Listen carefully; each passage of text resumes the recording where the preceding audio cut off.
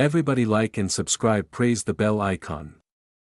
Story number 1. There was a story that spread among fast food workers in the early 2000s, one that most people brushed off as an urban legend until a few employees quietly admitted it wasn't just a rumor. It happened at a KFC on the edge of a small town in Ohio, a place where late-night drive-through orders were constant and the graveyard shift was always understaffed. One night, around closing time, a young man named Alex was working the fryer when a customer came in through the lobby door. The man was tall, wearing an oversized hoodie with the hood pulled tight around his face, despite the humid summer heat. He didn't order anything right away, just stood there near the counter, silent, watching the workers. When one of the cashiers asked if he needed help, the man mumbled something about needing food for his family and pointed to a bucket deal poster.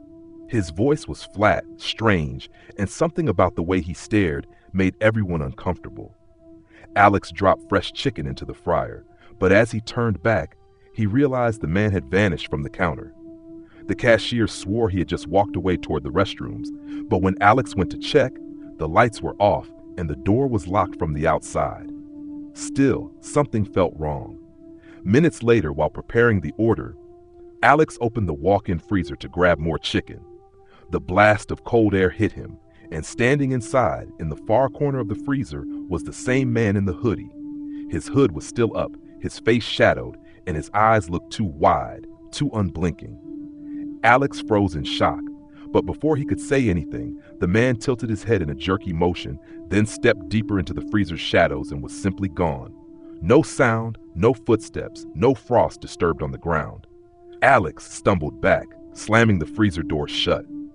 He told the manager, who brushed it off as exhaustion. But when they opened the freezer again a few hours later, every piece of chicken stored inside had been ripped open from the bags. Raw pieces scattered across the floor as if an animal had clawed through them. There were smears of what looked like bloody handprints against the metal wall, too high up for anyone to have made while crouched over the food. The health department was called in the next day. The store shut down temporarily. No one could explain how the food had been torn apart or why the security cameras that covered the walk-in freezer showed only static from midnight until closing. Alex quit right after, swearing he'd never work fast food again. That KFC eventually reopened, but none of the old employees stayed. To this day, workers who close the store late at night claim they sometimes see a man in a hood standing at the counter after the doors are locked, silent, waiting. And every so often, the walk-in freezer reeks of raw meat even when it's completely empty, as if whatever showed itself that night never really left. Would you like me to make this KFC horror story even more disturbing by adding real customer incident details from true fast food cases so it feels grounded in reality? Everybody like and subscribe, praise the bell icon. Story number 2. It was a little after 11 p.m. when a college student named Daniel pulled into a KFC on the edge of town. He had just gotten off work and was starving, and since it was one of the only places still open, he decided to grab something quick before heading home. The parking lot was almost empty, except for one beat-up van parked in the far corner. The place had that uneasy stillness that comes when a restaurant is about to close. Fluorescent lights buzzing, empty booths, and a lone employee wiping down the counters. Daniel ordered his food, noticing the cashier seemed tense. She kept glancing toward the kitchen like she was expecting something. When he asked for extra napkins, she quickly shoved them into the bag without looking at him. He thought maybe she was just tired, but her hands were shaking. While waiting for his food, Daniel went to fill his drink. That's when he caught a glimpse through the swinging door into the back. The kitchen wasn't bustling with cooks like it should have been. It was eerily silent. And for a split second, he swore he saw someone standing in the shadows at the far end of the kitchen, completely still. The figure wasn't wearing a uniform. It looked like they were in dirty street clothes, just standing and watching. When Daniel blinked, the door swung shut again. He thought about mentioning it to the cashier, but she already seemed uneasy, so he stayed quiet. When his bag of food came out, she slid it across the counter quickly, avoiding eye contact. Her voice cracked when she said, "Have a good night." Daniel sat in his car in the parking lot to eat. The food tasted fine, but the atmosphere of the place was bothering him. He noticed the van in the corner again. Its headlights were off, but he could see the faint glow of someone sitting inside. Every so often, he'd catch movement, like they were shifting forward, watching him. Halfway through his meal, he realized something was wrong with his chicken. It was undercooked, pink and rubbery in the middle. Disgusted, he tossed it back in the bag. When he looked up, the cashier was at the front window of the restaurant, staring out at him with wide eyes, mouthing something he couldn't hear. That's when he saw it. The back door of the KFC creaked open, and the shadowy figure he thought he'd imagined stepped out. The man was tall, gaunt, with a filthy apron and long, greasy hair. He wasn't an employee. He walked straight across the lot toward the van, and the cashier disappeared from the window. The van's sliding door opened, and Daniel saw inside for just a moment. There were several more people crouched inside, their faces pale and thin, their eyes reflecting in the dim light like animals. The gaunt man got in, and the van door slammed shut. Daniel started his car immediately, his heart racing, and sped out of the lot. In his rearview mirror, the van headlights flicked on. They pulled out behind him, following for several blocks through the quiet streets. He blew through 2 stop signs before finally losing them near the highway. The next day, Daniel drove by the KFC again in daylight. It was boarded up, a notice on the door saying it had been shut down due to health violations. No trace of the van, no employees, nothing. He tried asking around, but no one in town seemed to know why it had really closed. The most unsettling part was when he checked the receipt still in his car. Printed at the bottom wasn't the usual "Thank you for choosing KFC" message. Instead, it read in smeared ink, "Come back soon." Would you like me to make this story even darker and more disturbing, with a more unsettling ending? Or keep it in this realistic urban legend style? Everybody like and subscribe, praise the bell icon. Story number 3. There was a small town KFC off the highway, the kind of place travelers stopped when nothing else was open.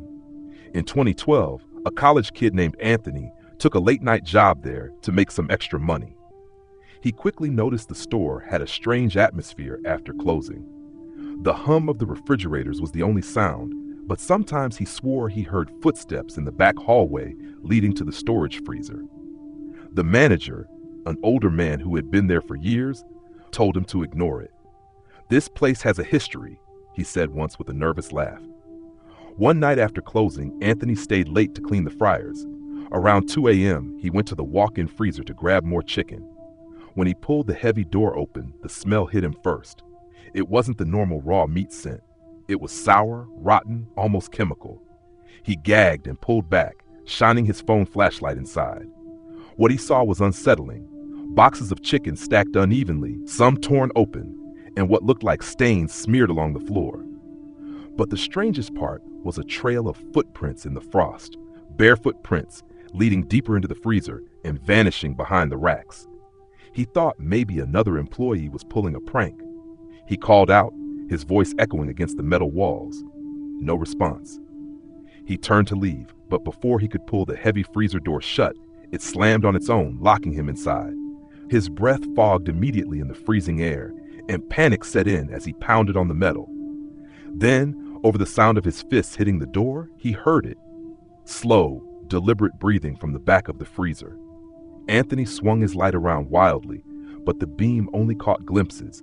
Something crouching behind the racks, its skin pale, its outline barely human. The breathing grew closer, ragged and wet, and he swore he saw fingers gripping the edge of the boxes. He screamed, slamming his fists until his knuckles bled against the steel. After what felt like forever, the door was pulled open from the outside. It was his manager, staring at him with a strangely calm expression. "Never stay past midnight in this store," the manager said, not asking what Anthony had seen, not mentioning the blood on his hands. He told him to go home, and Anthony never returned to that job again. Years later, when he passed through the town, the KFC was boarded up, the sign faded. Locals said it had shut down suddenly after a health inspection uncovered something in the walk-in freezer.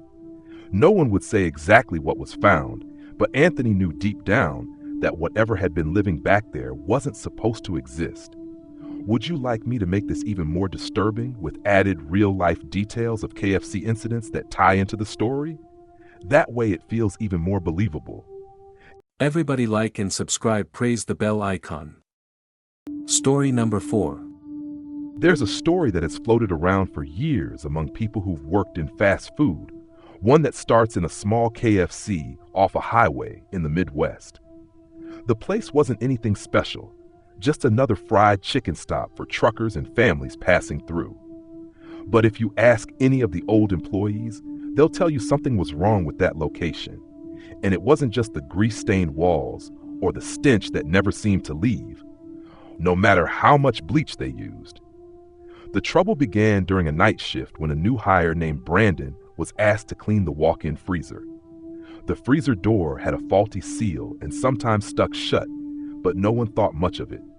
He grabbed his mop bucket, joking with the others that he'd try not to freeze to death in there, and disappeared inside. 20 minutes later, the manager went to check on him. The door wouldn't budge. They pulled with all their strength, even wedging a crowbar into the handle, but it was jammed tight from the inside, as if something was pressing against it. When they finally pried it open, Brandon stumbled out, pale and shaking. He couldn't form words, just muttered something about faces staring at him through the stacks of frozen chicken. He quit the next day and never picked up his paycheck. At first, the others thought he was just being dramatic, maybe trying to get out of work. But then it kept happening. Employees reported hearing knocks and scraping sounds from inside the freezer when no one was in there. One girl swore she heard breathing right behind her as she was stocking bags of wings, only to turn and find nothing but frost and silence. Another night, the closing crew found deep claw-like scratches etched into the metal walls of the freezer. The marks weren't there the night before. Customers started noticing things too. A woman once complained that her chicken smelled like something dead. And when the manager checked the fryer oil, he swore he saw something pale and bloated floating just beneath the surface before it sank out of sight. Another regular claimed he saw someone watching him from behind the counter window in the drive-thru, only none of the employees were standing there at the time.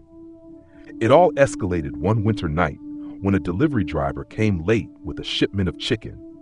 He stacked the boxes inside the freezer and then disappeared.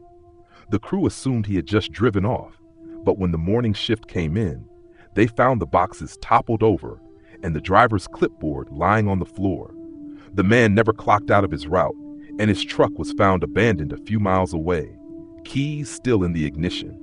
He was never seen again. That location shut down quietly a year later. Officially, it was due to poor business. Unofficially, none of the employees wanted to work there anymore. To this day, locals swear if you drive past the boarded-up KFC at night, you'll see frost forming on the inside of the darkened windows, and if you look closely enough, you might catch a glimpse of something pressing its face against the glass, as if it's still waiting for someone to open the door. Would you like me to push this even darker, closer to disturbing true crime vibes, or keep it in the unsettling paranormal lane for your audience?